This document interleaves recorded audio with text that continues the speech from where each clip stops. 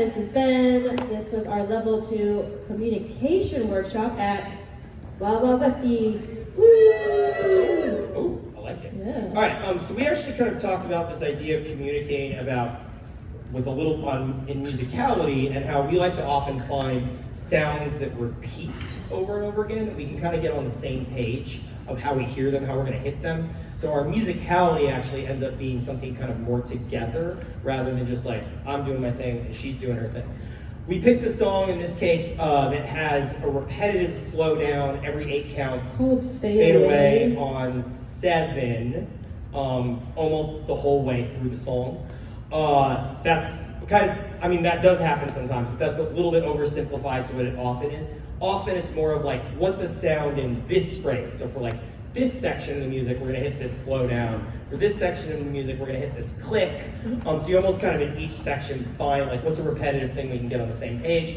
We chose this one particular example so we could practice this through for class.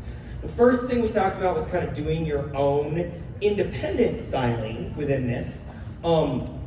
That doesn't necessarily mess up your partner, but even though it's independent, we're hearing the same sound, and oftentimes one of us, or will hear the sound first, and then all kind of get on board.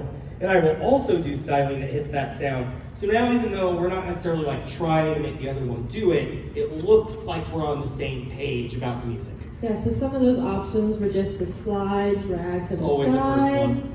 a little rond de jambe action, body roll, putting the hands up. Or sometimes just one because we're holding on to the other. Exactly. Like hip rolls, we do like little leg collects, Head roll. And so the idea then was that we play with sort of 2 different versions of this. One was that you can put this into the pattern without changing it. So maybe I'm doing my 1, 2, 3, and 4, 5, 6, 7, 8, 1 and 2, 3 and 4, 5, 6, 7, 8. And it didn't actually change the structure or the timing of the pattern. And we kind of showed the difference of that versus if you actually add the breath into the structural timing of the pattern itself. So if we had gone like 1, 2, 3, and 4, 5, wait, 7, 8, 1, 2, 3, and like each time in the pattern, we slowed down the move itself when we heard that sound. We can use both of those strategies, and we practice both. And the last thing we talked about was when I'm actually kind of leading a move that hits that sound, which sets up Victoria's styling to pair really well with that move.